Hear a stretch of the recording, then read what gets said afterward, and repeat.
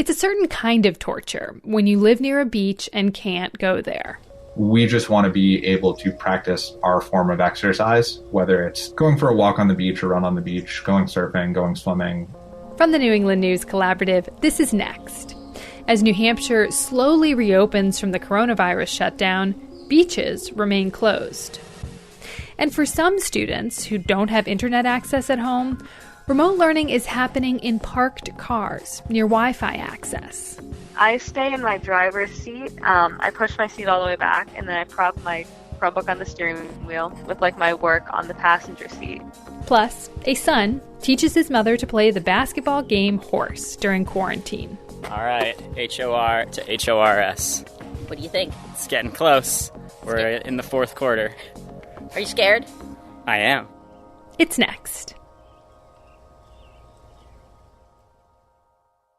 Next is produced at Connecticut Public Radio and is powered by the New England News Collaborative, 10 public media companies coming together to tell the story of a changing region, with support from the Corporation for Public Broadcasting.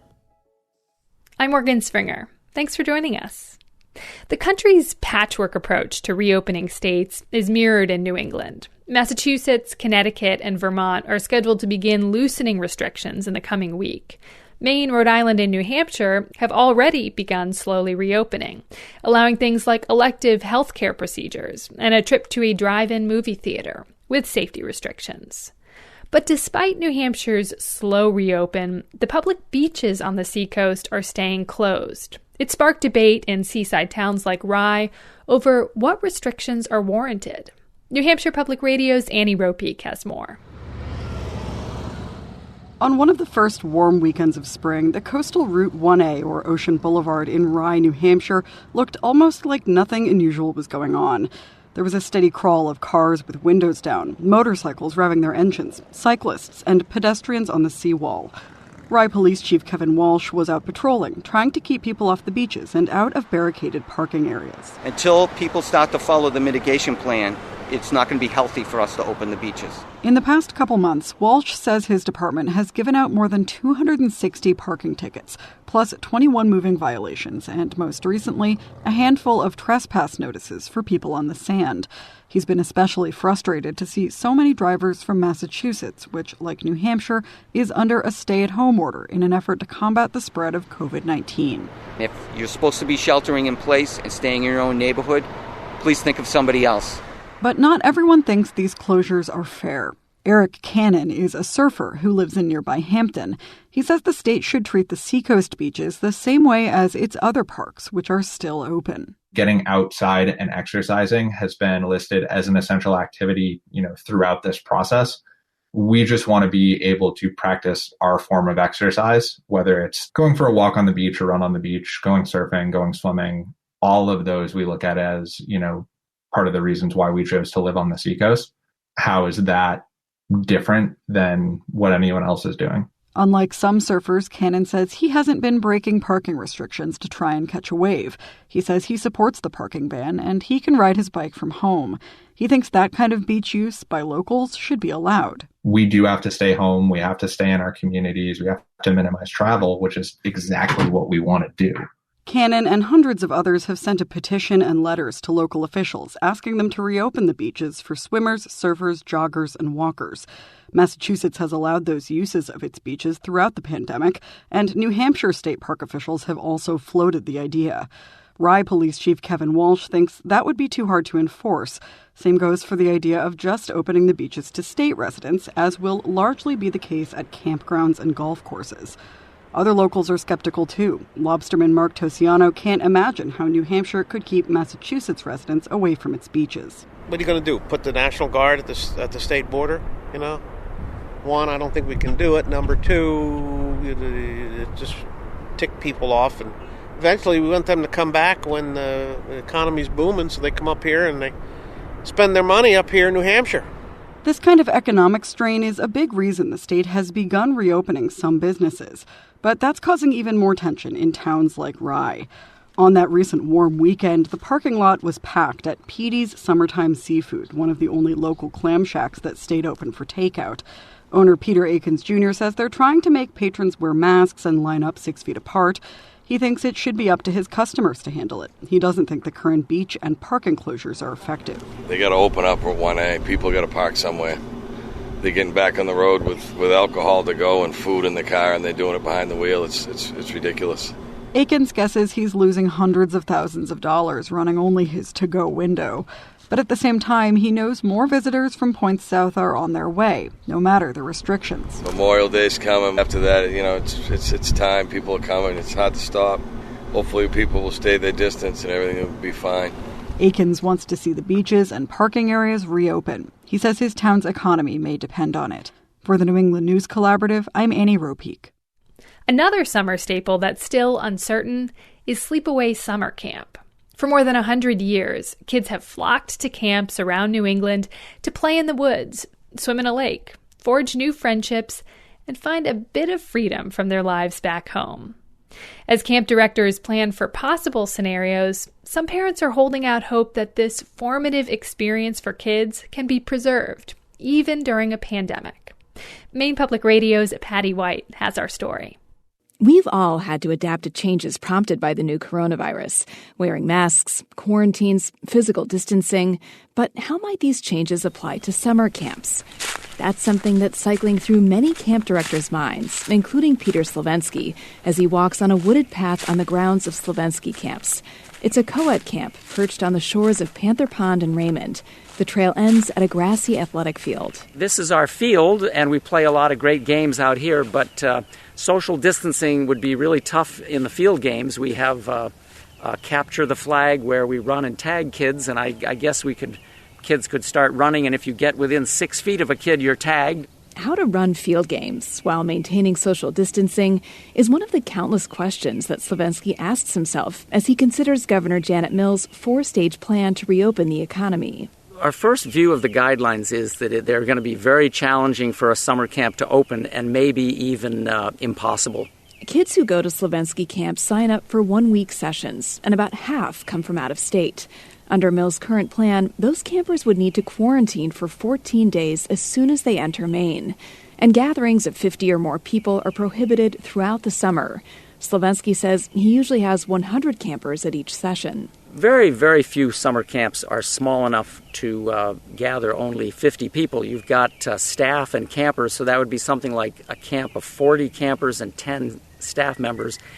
The economics of that are really going to be tough. Slavensky isn't the only one who's worried. Ron Hall is the executive director of Maine Summer Camps, which represents more than 140 licensed youth camps in Maine, about 70% of which are overnight. He says the camp directors and owners he's spoken to are stressed. They're worried about their campers. They're worried about their finances. They're worried about what's going to happen this summer. Even though camps operate just 8 weeks out of the year, they have fixed expenses 12 months of the year. And lost tuitions not only affect camps, but the state. Hall says camps contribute $200 million a year directly and indirectly to the Maine economy. Close to 24 camps in Maine have already decided not to open for the summer. Some that remain in limbo say demand is still strong. Well, the camp has a full enrollment right now. But in order to open, says Laura Ordway, the co-owner and director of Winona Camps in Bridgeton, pretty much every aspect of camp will have to change. That is the one thing that is clear right now. Ordway says the biggest challenges most camps face center around one of the hallmarks of the experience, closeness. Kids sit shoulder to shoulder at mealtimes and campfires. They sleep head to foot in tents and cabins. But Ordway says there is a potential workaround to both crowd limits and quarantine requirements. We would have to have clear guidelines from the state that they would allow a residential summer camp to be cohorted as a large group, almost as in place of a single family home. In other words, the camp would quarantine as a whole once campers arrive. Or maybe in smaller groups, says Andy Lilienthal. He's the owner and director of Camp Winnebago in Fayette. Lilienthal wonders if he could group staff and campers into cohorts of 50 or fewer. So that we could have a group of 50 in a separate area of camp, and they could be working as a unit and not interact with the other campers or staff that would be in another area of camp. It's a summer in which activities would likely be centered at camp. No special day trips to the tidal pools at Pemaquid Point or hikes on Mount Batty. And of course, there would be close monitoring of campers' health. Lilienthal acknowledges that even if he's able to, opening camp this summer is not a risk-free proposition. And I'm not, by nature, a risky person.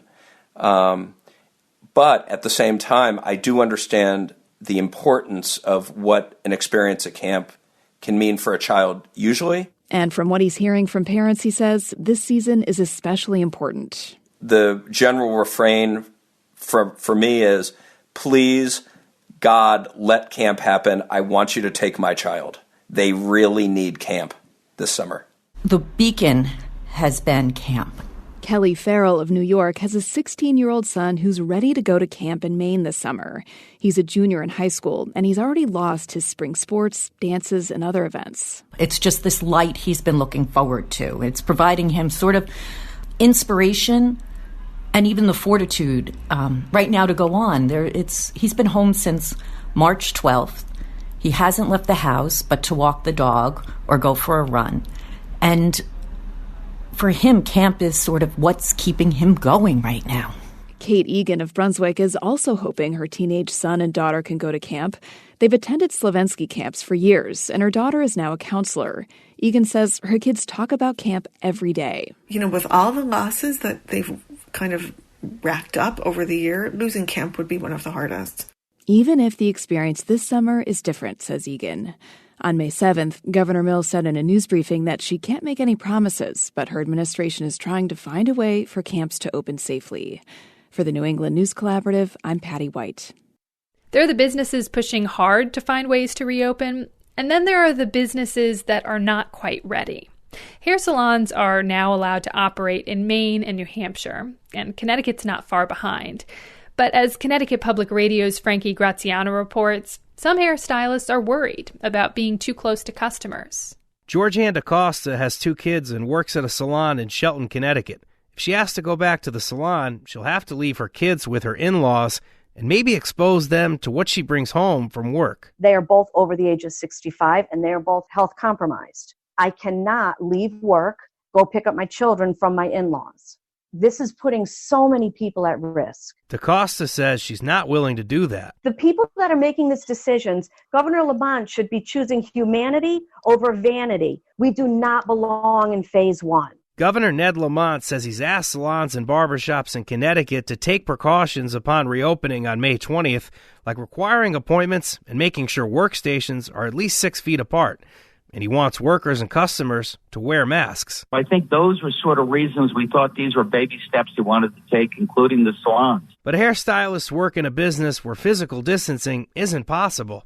Sierra Del Gigante is a stylist in Danbury, Connecticut. Even if we have masks, gloves, and the face shields, that's not preventing anyone from getting sick. God forbid we have a client that coughs, or God forbid there's someone in the salon that's asymptomatic. You never know. Regardless of the protective equipment or not, we're still literally on top of the clients for, it could be up to 2 hours depending what we're doing. Del Gigante also has to worry about the stepmom she lives with. She says her stepmother has a heart condition that puts her at a high risk. By going back in the first phase, Del Gigante says some stylists feel like guinea pigs in a test trial. It's just risking our health and everyone's health around us. In fact, it looks as if Connecticut is relaxing the rules further on salons. The state initially said that blow dryers would be banned upon the May 20th reopen date for fear they'd spread COVID-19. But this past Monday, the state gave stylists and barbers the green light to use them. For the New England News Collaborative, I'm Frankie Graziano. In recent weeks, we've heard from lots of business owners trying to get a lifeline through the federal government's Paycheck Protection Program. Today, we hear from some bankers. WBUR's Adrienne Ma spoke with employees at Brookline Bank in Massachusetts to understand how their jobs have changed as they rush to get the emergency loans to small businesses in need. Since the Paycheck Protection Program started a month ago, Lindsay St. Pierre has been living and breathing PPP loans. It's been a roller coaster, to be totally honest, because it really had a bit of a shaky start. St. Pierre is a business banking officer at Brookline Bank, so she's often the first person business owners go to when they want a loan. She answers their questions, helps them fill out paperwork. So it sounds simple, but when you have, a couple hundred at a time coming in at the same day, it's not. I think I looked at one point in 30 days, I sent like 1,800 emails. It was crazy. It's just so much back and forth. I'm like, I think I'm getting arthritis in my fingers just from typing all day long. Have you ever had to work this much before? Not like this. It's strange because it's mentally draining, especially when we're really racing against the clock to make sure these people get their funding. If I drop the ball on one, that's a whole business that could potentially go under. She says it is a lot to carry on her shoulders, especially because she's carrying something else. She's pregnant. I'm due in 10 days, so Oof. Yeah. Even so, she says she has been working about 14 hours a day lately, and a lot of her colleagues are in the same boat. It's gotten crazy. It's gotten really crazy. Kevin Noyes is a vice president for this small Massachusetts bank, which has processed more than 1,100 loans so far. Unlike a lot of his employees, he is still going into the office, and despite the craziness, he gives off a vibe that might be best described as relentlessly cheerful. Like, he often ends his sentences with an affirming, yep. I got up at 5:30. Yeah, and I was here by between 6:30 and 7. Yep. Now, every PPP loan request has to go to the U.S. Small Business Administration for approval. But in recent days, Noyes says the SBA's electronic filing system has been jammed up. The system, I would imagine, was getting hundreds of thousands of loans being put through at the same time. So they found a way to avoid the rush by filing applications in the middle of the night. Start them around 11 o'clock. We had a team of people that were really happy to do it, and they would start at 11 and finish around 4, and we got ours through without any problem. After the SBA approves a loan application, it goes back to the bank for closing. And this part of the process is where Nini Pamachan comes in. She normally works in marketing, but a few weeks ago, she and a few dozen of her colleagues were drafted into the PPP loan effort. It kind of sprung up, I kind of got like a few days notice, and then all of a sudden we all just kind of dove in head first without really knowing what we were getting ourselves into. Pamachan is assigned to the inputting team, which just means when a loan is approved, she takes all the info about it from the forms and spreadsheets and types it into the official loan documents. And while she does miss her old job, she knows this one is important to the bank's customers. They need this money to keep them afloat. And if I can be, a cog in that wheel, then I'm proud to do that. After she's done with an application, someone needs to send it to the customer. And that is where Lindsay St. Pierre comes back in. Hey, Adrian. Hey, Lindsay. How was your day? It was busy. It's always busy. It is 10 o'clock at night, and St. Pierre is still on her computer, finalizing the details on a virtual stack of approved loan applications. I've done around 40. I have about 60 or so left. It's worth mentioning these loans do come with strings attached, and they only cover a couple of months' worth of expenses. Also, St. Pierre says one thing that stresses her out about this whole program is knowing a lot of small businesses that need the money won't get it. In some cases, the stakes are personal. A lot of these businesses are people that either I go get my car fixed at or restaurants that I go to. So a lot of them really do hit home. Do you get to tell the customer that they've been approved? Yes. Is it like a celebratory moment? Is it like you're Oprah and you're like, you get a loan? Definitely for the first round because the funds ran out so quickly. So with that first round, telling people that they got it was amazing. Since the second round of paycheck protection funding became available, she's been able to give more business owners good news. But in the back of her mind, she knows that any day now, the money will run out. That was WBUR reporter Adrian Ma. Coming up, from school lunches to internet access, we hear how students and families are making distance learning work. Also, later on the show, a listener shares his daily routine. And we'll ask you how you feel about your state reopening. We'll be back.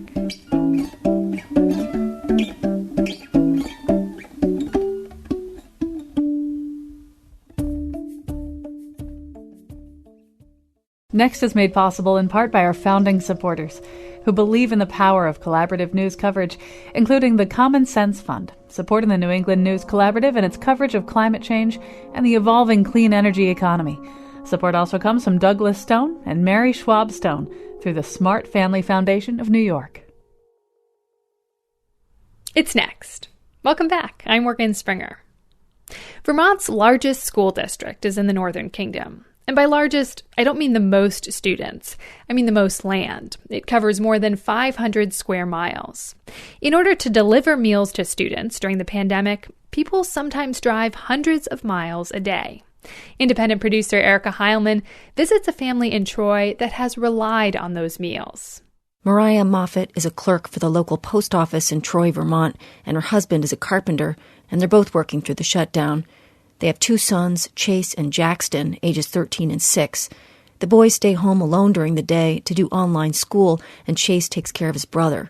I was there to talk with them about meals they've been receiving from the school, which in a way means talking about money and fear and uncertainty and even love. Here's Mariah. My husband and I talked, and we knew we can't let our pride get in the way right now. It was just too obvious right away that pride of getting by on your own needed to be put aside, because I could sign up through my school who was not putting it in any terms of need. Like, you could have this even if you didn't need it, that they would just come and provide these meals for your kids. And I knew right away that we do need that. That's what we needed for sure during this. Have you found that food has gotten more expensive? I have. I am like coupons galore. I find the thrill in savings anywhere that can get us the best for our buck. And lately, grocery shopping and trying to stretch, I am amazed. I mean, the egg prices, that alone was completely shocking. And how do I change what I can make at home, or how I can stretch things when I haven't had to look at eggs as an item that were on the higher end of the groceries that I'm buying? What's the jump in price on eggs? Oh boy. So before this, I was getting, a dozen eggs at Price Chopper for $1.89. Now those same eggs are up over $3. It's unbelievable. Week 1, you're immediately worried about certain aspects. How are we going to afford having the kids eating every single meal here and boredom snacking or comfort snacking through this? And then week 2, you realize now it's time for me to go into the grocery store where, who knows, I could possibly either get this or pass it to somebody else unknowingly. Week 3, you start seeing the bills that you haven't paid, and that concern and realization that you've got to start planning for when those bills are due. School, I have sat with my son through classes and sat as he did his homework and thought, how much pressure do I put on him for this? He has his day blocked out, and then notes stuck in that he needs to go outside with his brother for 30 minutes a day. He needs to remember to check that his brother has changed his clothes, or that he hasn't had 4 breakfasts and no lunch, but that things are a routine for him as well. And I know that's an immense amount of pressure to put on him. Mariah stepped away so I could talk with her son Chase for a few minutes. I asked him how he felt about getting the school meals every day delivered by the school bus. So both my parents still have to go to work during this time, when other kids have both their parents there to help them manage their times.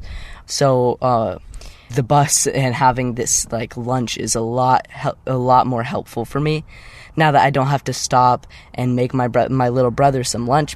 So having the bus that I could go out and get the lunch is very helpful.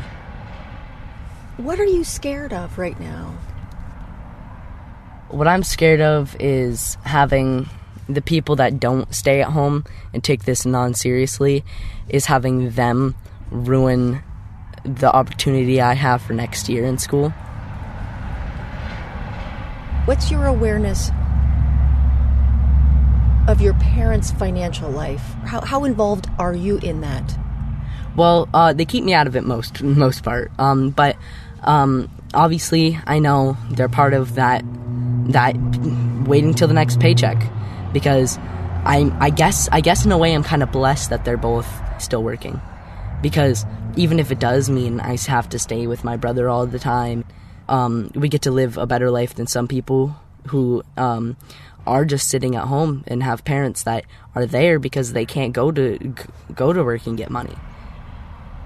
My awareness of money is the fact that it's low for everybody except for who have it all. So the people that have it all are the 1% that have all the money. And the rest of the people are the ones that are low on it and are waiting for the next paycheck to come in so that they can help their kids grow up and maybe even become one of the 1%. That's the goal of everybody who wants the money. Everybody knows that around here, nobody's really, like, part of that 1%, right? So we're all in, like, a common ground. So no matter how much, like, people can feel separated from each other, there's always one thing we can always be together on. And what's that? That feeling of waiting for the next paycheck.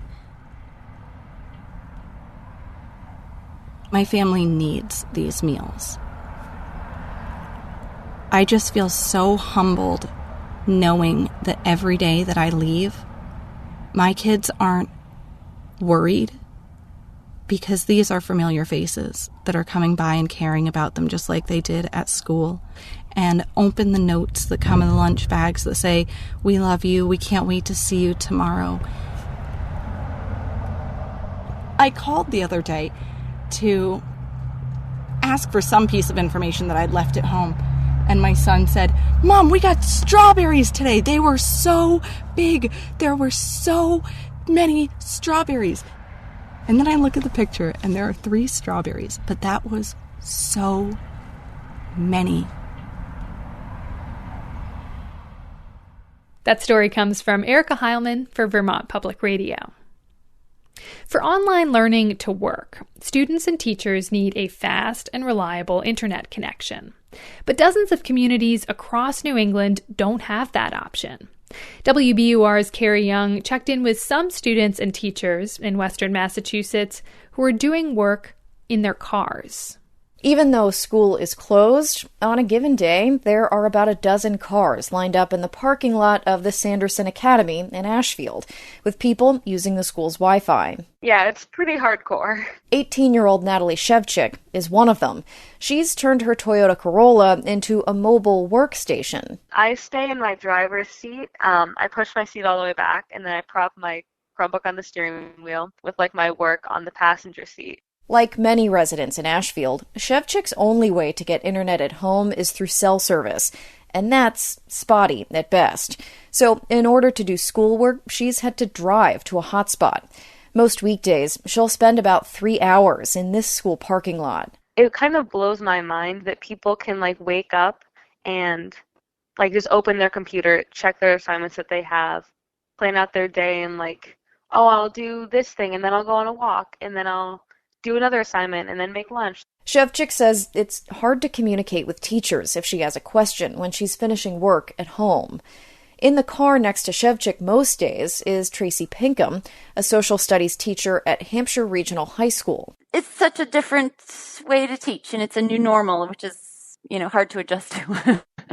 But, I would say my kids' school and my own school, they've been very understanding. 2 of the 5 towns served by Hampshire Regional High School don't have residential broadband access. And Principal Kristen Smitty says some of those students don't have access to a car either. So she's having teachers assign work that can be done without a high-speed connection. They're also delivering hard copies of assignments to about 80 students. They have had to refer to pages of textbooks or to write out instructions or to be available via phone, because if we only provided opportunities for students to access the curriculum with online resources, then it wouldn't be able to get to every student. It's another addition to the long list of inequities that have been laid bare through COVID. Adam Hines is a state senator from western Massachusetts. He often represents the state at national broadband and cable policy summits. Before, they could go to the schools or libraries and local businesses for assignments and work, and now that's not available. The reason why students and teachers can at least go to these parking lots during the pandemic is because of the Massachusetts Broadband Institute. They're setting up hotspots that can reach beyond public buildings. We're not stopping, even though the COVID crisis is with us. We're moving forward on all projects. Peter Larkin is the board chair of the Institute, which has focused on broadband expansion over the last decade. Even still, once schools and businesses are opened up again, he says having the technology available won't solve every connectivity issue. There's also the affordability issue. Even if you had it past your doorway, for some residents, it's still a challenge. Larkin estimates that it's going to be about 2 to 3 more years before most households in these western and central Massachusetts towns will have residential broadband access. For the New England News Collaborative, I'm Carrie Young.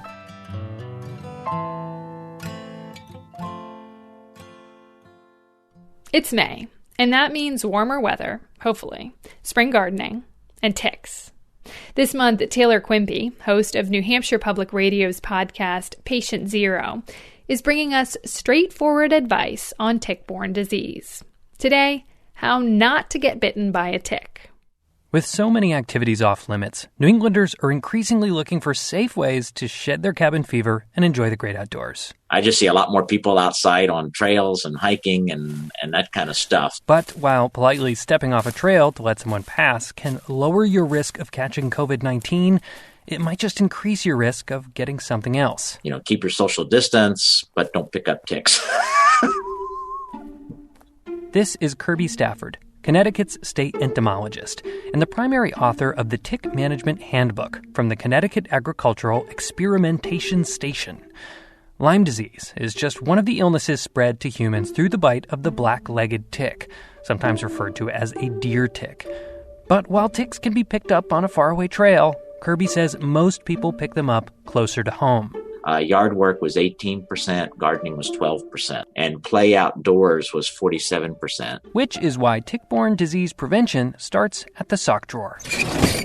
Clothes have to be tight, the socks over the pants. Maria Duke-Wasser is a disease ecologist at Columbia University. I work on understanding how the environment affects people's risk of acquiring diseases. Avoiding tick bites, she'll tell you, is all about wearing protection. Classic tick advice. Wear light-colored clothing and no exposed skin.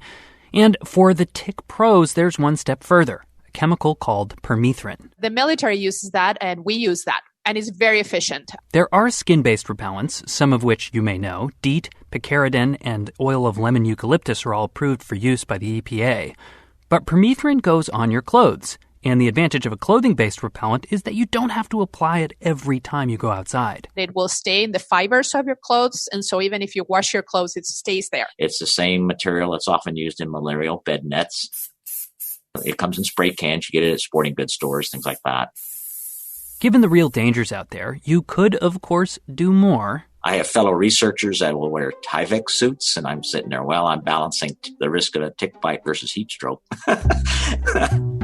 You obviously don't need to suit up in Tyvek or even clothes treated with permethrin every time you step into the backyard. So here's the practical advice. Have pre-treated tick-resistant clothes on standby for high-risk outdoor activities like yard work or gardening. And when you come inside... Yeah, so I would immediately put them in the dryer. Studies show that just a few minutes on high heat is enough to kill the ticks. And I would go in the shower. And while you're wearing those clothes outside, you might as well do a few things to make your yard less tick-friendly. A majority of the ticks in your area are going to be on the edge of forest, shrubbery, or where stone walls meet your lawn. So some experts suggest creating a 3-foot barrier of wood chips or gravel between high-risk zones and the places you're likely to spend the most time. And it's also a psychological barrier, too. This is your demarcation line. And if that's too much, start simpler. Move your swing set or grill away from the edge of the forest. Just clearing leaf litter from the edge of the lawn can reduce the number of ticks around the perimeter of the property. No matter what steps you take, all you can do is lower your risk. Because no matter what you do... It only takes one if you don't find it and it's infected. That's why the single most important tick prevention measure is something you should do every day or multiple times a day. A full-body tick check. Look through every part of your body. For you, tick check. Your kids, tick check. Your dogs, your cats, tick check. If this stuff seems too basic, just remember that slowing a disease can be as simple as washing your hands, or in this case, looking in your armpits. And I can tell you, after over 30 years here of research, I've had very, very few tick bites, and I haven't gotten Lyme disease yet. For the New England News Collaborative, I'm Taylor Quimby. We'll have a link with more information at our website, nextnewengland.org. Next week, part 2 of the series, Tick Season, What to Do When You Get Bitten by a Tick. We're going to take a quick break. When we come back, a story about online theater. And it's funny. Plus, the virtues of quarantine basketball. It's next.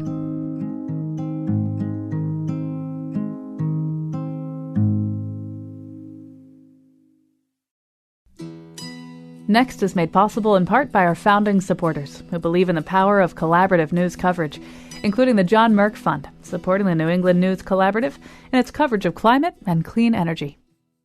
We're back, and it's that point in the show where we hear from listeners.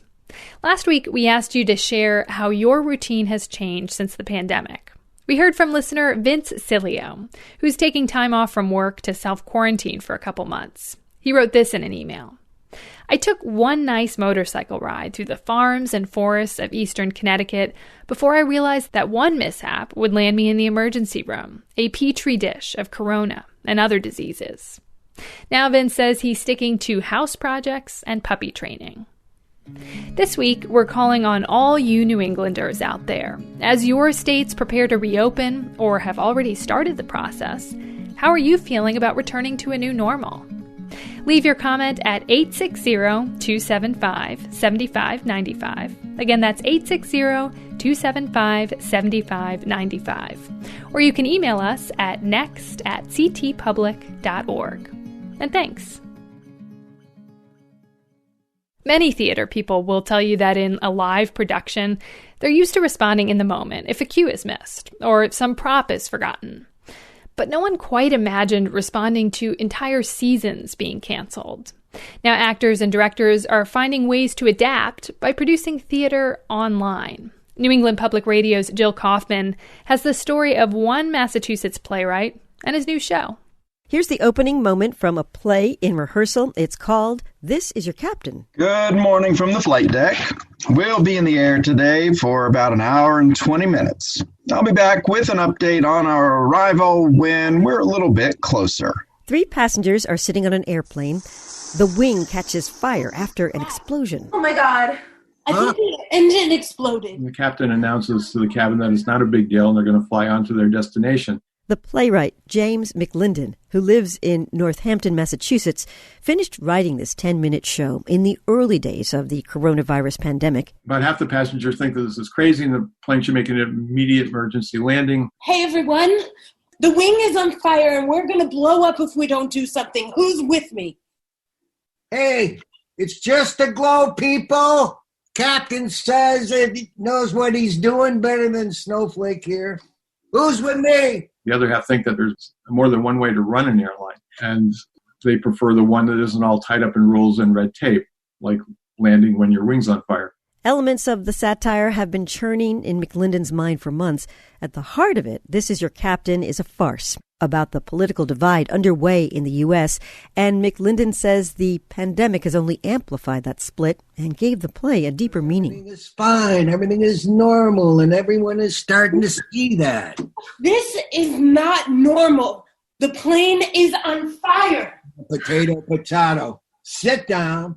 Shut up. The actors and director are all rehearsing from their own homes around Western Massachusetts.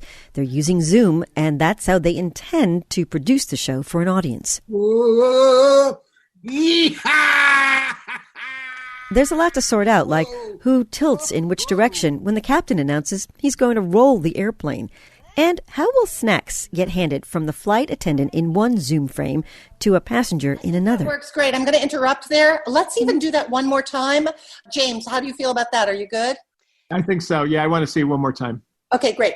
Yeah, can somebody build in a vocal cue for me then? Because a few weeks into rehearsals, it became clear Zoom has its limitations. In this play, the passengers need to appear as if they're sitting in a row, side by side, window, middle aisle.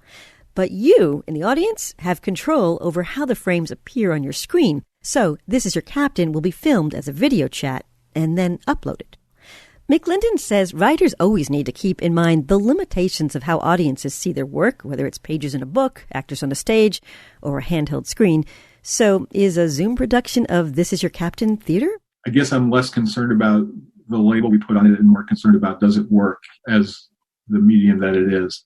McLinden had several other plays and readings canceled or postponed when the pandemic began. The heartening thing was the way that theater reinvented itself almost overnight, almost literally overnight. And suddenly there were all these theaters looking for scripts that could be produced on a Zoom platform. And in addition to This Is Your Captain, McLinden has a play in the Boston Theater Marathon this month.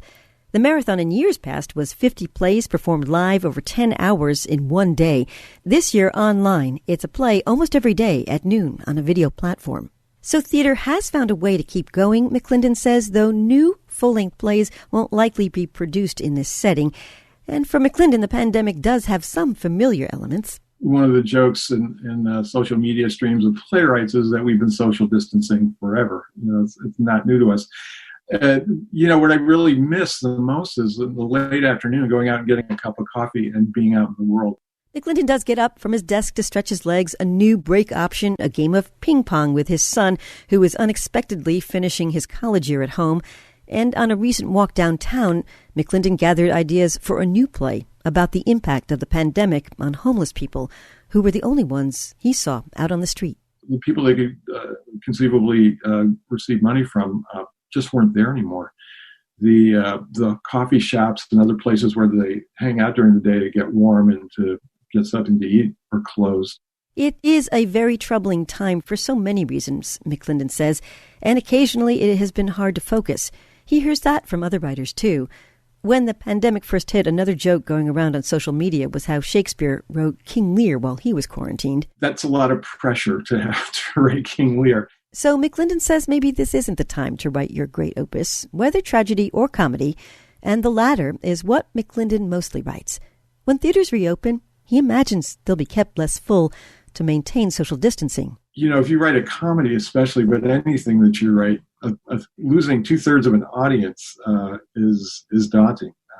You want people there. You want laughing, and you want the kind of warmth and the energy that just builds in a closely packed crowd. People will still enjoy the show. McLinden will keep writing plays, he says. It will all just be different.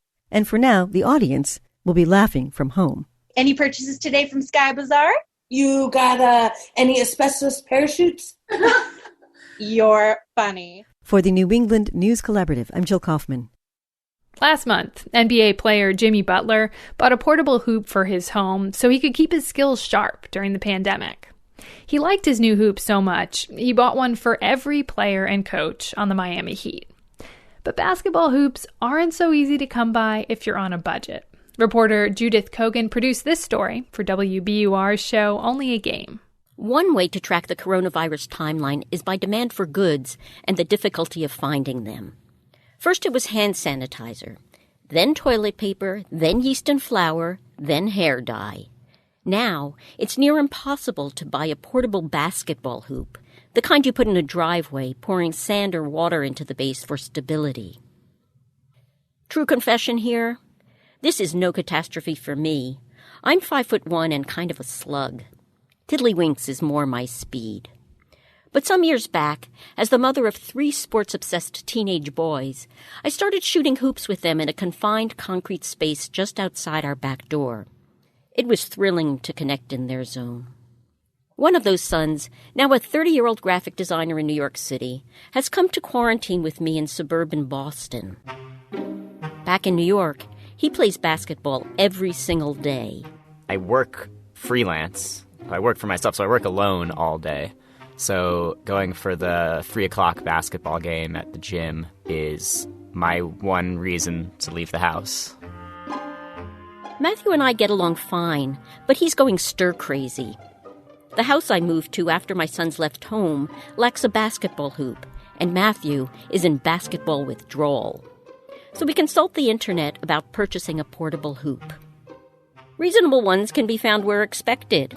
Amazon, Target, Walmart, Dick's Sporting Goods. By reasonable, I mean $250 or $300.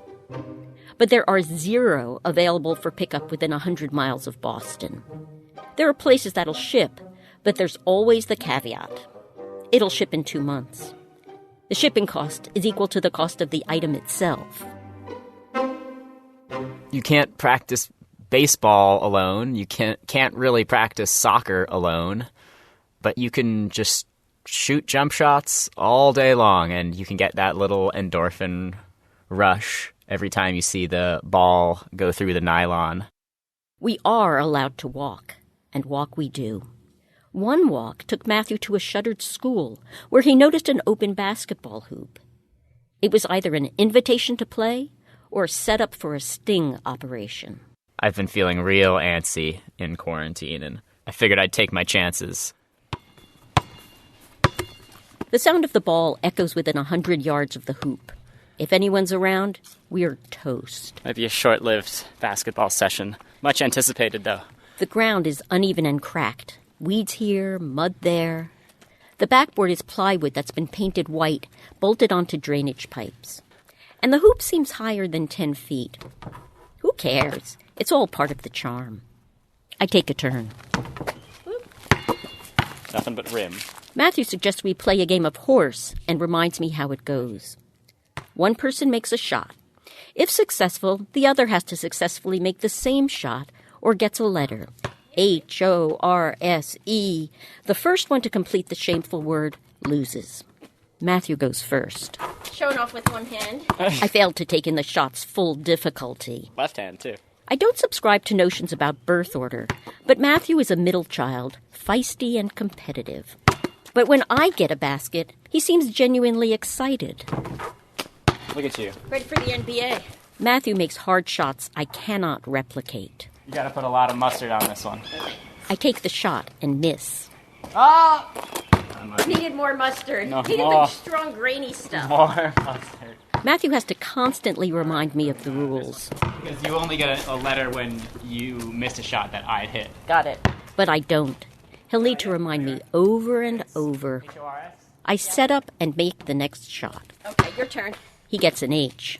I wonder if he's humoring me. Matthew announces my losing score more often than I think necessary. I realize that playing basketball, Matthew is now adult and child, mentor and competitor, fantasist and realist. It's the zone where the contradictory aspects of his personality get integrated. I like that you shoot from the same spot every time.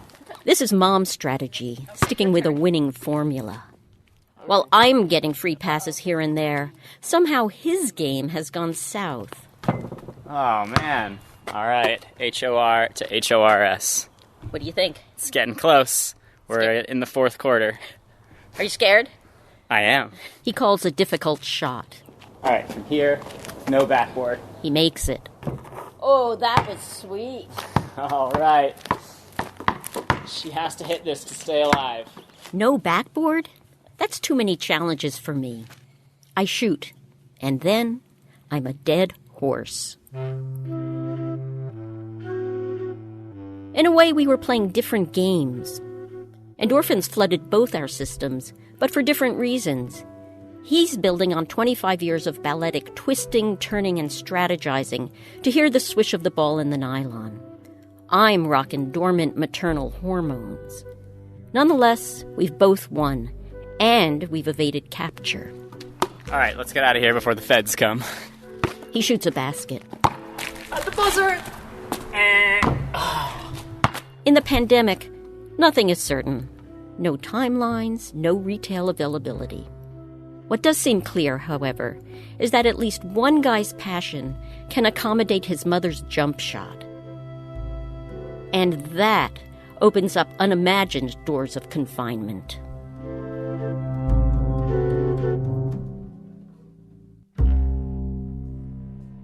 And that's our show this week. Next is produced by me, Morgan Springer.